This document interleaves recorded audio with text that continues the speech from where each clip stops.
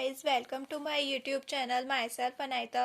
And आज का जो हमारा टॉपिक है वो मैनेजमेंट अकाउंटिंग की सीरीज़ का लास्ट टॉपिक है, जो कि limitation of management accounting. Guys, अगर आपने मैनेजमेंट अकाउंटिंग की मेरी सीरीज़ देखी है तो आप ये भी बता सकते हैं कि आपको कोई और टॉपिक की नीड हो जो आप चाहते हैं कि वीडियो बनाऊँ जिस पर, तो आप मुझे कमेंट बॉक्स में बता सकते हैं। मैं उसके लिए ऊपर भी वीडियो बना दूँगी। आज का हमारा टॉपिक है limitation of management accounting. Management accounting performs various functions, yet it is suffer from the following limitations। हमें पता है कि मैनेजमेंट अकाउंटिंग काफ़ी सारे जो फंक्शंस हैं उनको परफॉर्म करता है, फिर भी उनकी कुछ लिमिटेशंस रह जाती हैं, जो कि है limitation of basic records.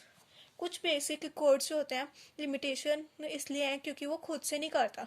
Management accounting drives it's information from the financial accounting, cost accounting and other records. जो मैनेजमेंट अकाउंटिंग जो वर्क करता है उसके लिए इंफॉर्मेशन कहाँ से लाता है, वो दूसरे रिकॉर्ड से लेता है, ना कि खुद सेल्फ रिकॉर्ड बनाते हैं। वो कहाँ से लेते हैं? फाइनेंशियल अकाउंटिंग से, कॉस्ट अकाउंटिंग से, या जितने भी हम रिकॉर्ड्स बनाते हैं उनसे वो डाटा लेता है, ना कि खुद बनाता है। ये इसकी फर्स्ट है लिमिटेशन।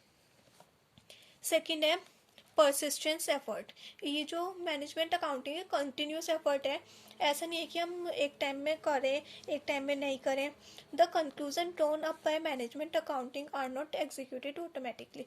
जो कंक्लूजन निकाला जाता है मैनेजमेंट अकाउंटिंग के द्वारा ही खुद ही ऑटोमेटिकली इसको एग्जीक्यूट नहीं किया जा सकता, इसको थोड़ा थोड़ा करके रियलिटी में लाना पड़ता है। थर्ड है management accounting is only a tool. Management accounting सिर्फ एक टूल है।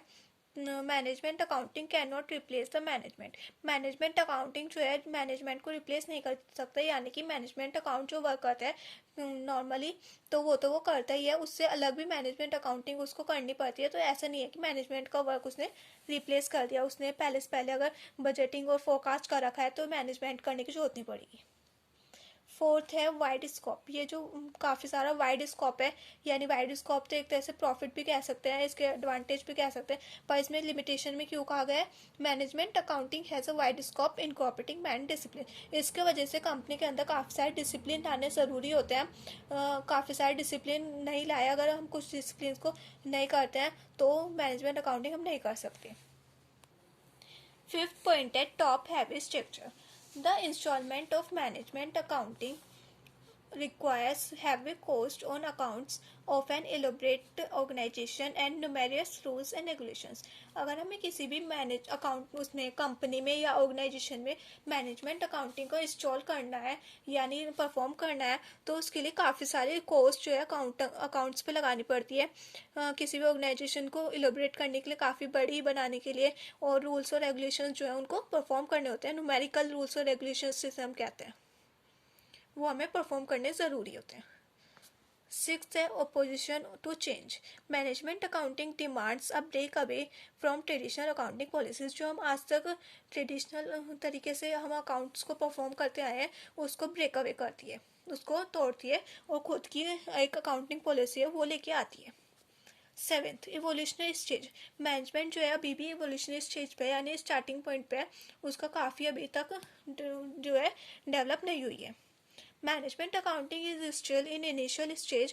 It has therefore the same impediments as a new discipline will have।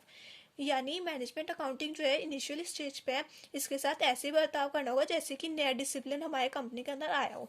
तो ये थे कुछ लिमिटेशंस मैनेजमेंट अकाउंटिंग के। और गाइज, अगर आपको कोई और टॉपिक चाहिए मैनेजमेंट अकाउंटिंग पे तो आप मुझे कमेंट बॉक्स में ज़रूर बताइएगा। Thank you for watching.